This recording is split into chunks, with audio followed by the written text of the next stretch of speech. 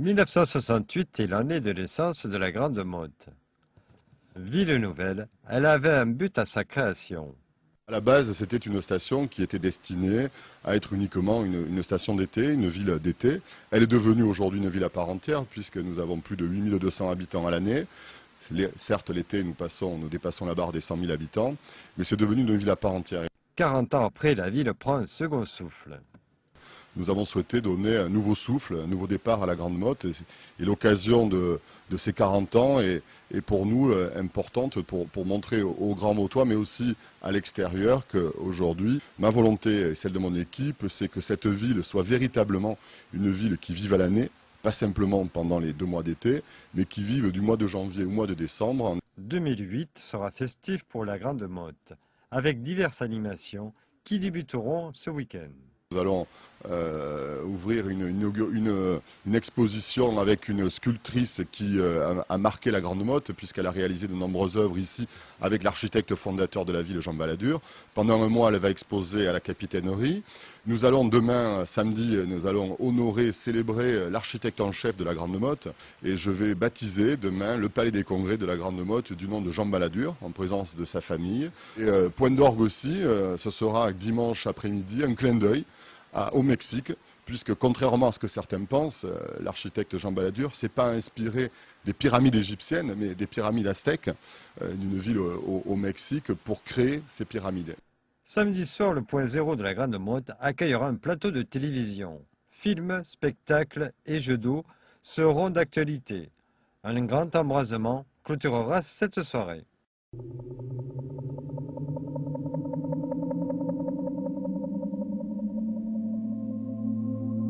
La Grande Motte et la mer, une histoire d'amour qui a vu le jour il y a plus de 40 ans, grâce à un homme, Jean Balladur. À l'époque, l'architecte est choisi par la mission d'aménagement du territoire pour édifier la station balnéaire. Il commence par faire creuser le port, puis il construira la ville tout autour. Et en octobre 1967, le général de Gaulle en personne viendra sur place voir l'avancée des travaux.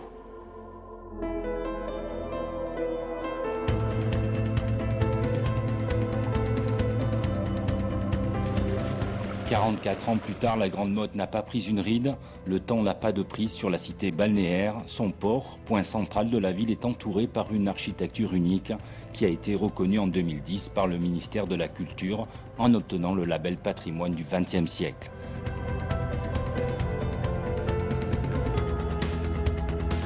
Les organisateurs du Salon international du multicoque ont été immédiatement séduits par un environnement exceptionnel qui fait qu'aujourd'hui la Grande Motte est la première ville balnéaire verte de France et peut-être même d'Europe. Depuis bientôt 3 ans, sous l'impulsion de la municipalité, le nautisme connaît un développement sans précédent et là aussi les atouts ne manquent pas. Son centre d'entraînement Méditerranée, créé en 2003, a été reconnu en décembre 2009, pôle d'excellence régionale par la Fédération française de voile. La ville organise depuis septembre 2009 le trophée Clairefontaine, une compétition qui réunit les meilleurs skippers de la planète.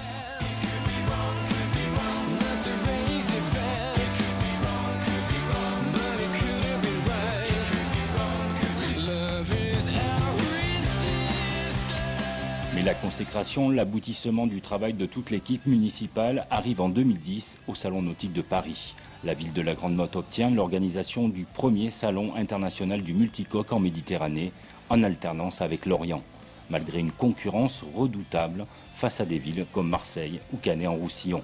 La Grande Motte s'est imposée, sa situation géographique idéale avec l'aéroport à moins de 10 minutes, ses infrastructures adaptées aux grands événements nautiques et sa capacité d'accueil ont fait la différence.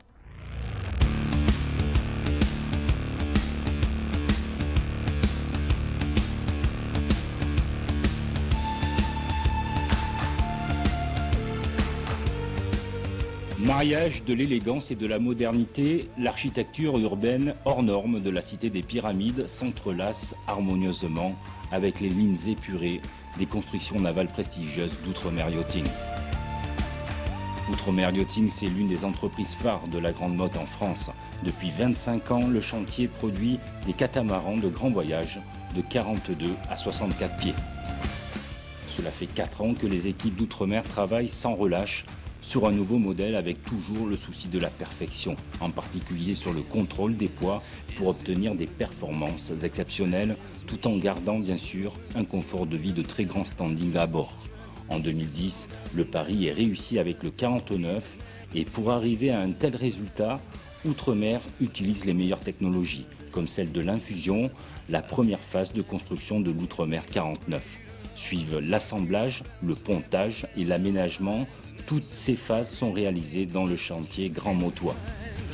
Un des points forts de l'entreprise, c'est qu'on a des équipes qui sont là depuis longtemps, qui ont développé des savoir-faire, qui ont été peaufinés au cours du temps. Et c'est vrai que ça donne aux bateaux une âme particulière. C'est vraiment des bateaux dédiés à des projets, à des familles, pour du grand voyage.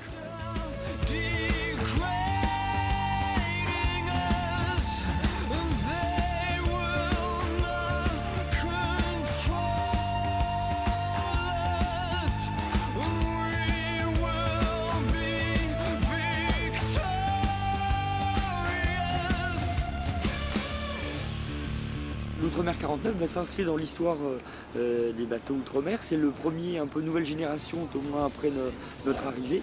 Et donc ce qu'on a voulu, c'est travailler sur les valeurs, garder les valeurs d'Outre-mer et les décliner d'une manière un petit peu plus contemporaine.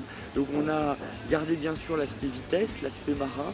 On a simplement donné un petit peu plus de volume, plus de vision sur la mer. Et puis c'est vrai qu'on a eu la joie que ce bateau soit récompensé du titre de bateau européen de l'année, ce qui nous a conforté dans nos choix et qui nous laisse à penser que ça va dans la bonne direction. Après le 49, Outre-mer va écrire fin 2011 une nouvelle page illustre de son histoire avec le 5X. Ça va être notre nouveau navire amiral, 59 pieds, qui va être un bateau particulièrement rapide. Pour ça, on est allé chercher les architectes VPLP, le cabinet qui a fait le bateau qui a remporté la Coupe d'Amérique, dont les bateaux ont remporté de très nombreuses courses et ont de nombreux trophées autour du monde, traversé l'Atlantique, etc. On a aussi associé à l'équipe un designer connu, Patrick Lequément, qui a été pendant très longtemps le patron du design chez Renault. Et puis on travaille avec Franck Darnay sur les intérieurs. Le 5X, en fait, c'est vraiment l'idée de proposer une performance qui va être particulière et des sensations à la voile quand on va naviguer. On va retrouver les sensations grâce à la barre frange. On va avoir des moyennes tout à fait élevées par rapport à la normale. Et donc c'est vraiment cette dimension plaisir de la voile qu'on veut ajouter en plus de celui de la navigation au long cours. L'idée, c'est de pouvoir proposer à des gens qui ont un projet de grand voyage et qui veulent avoir des sensations de voile, leur proposer des bons bateaux qu'en plus on peut personnaliser pour adapter à des envies particulières. Aujourd'hui, plus de 200 catamarans outre-mer naviguent sur toutes les mers de la planète.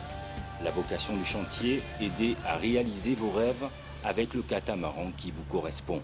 N'hésitez pas à venir parler de vos projets avec toute l'équipe d'Outre-mer Yachting.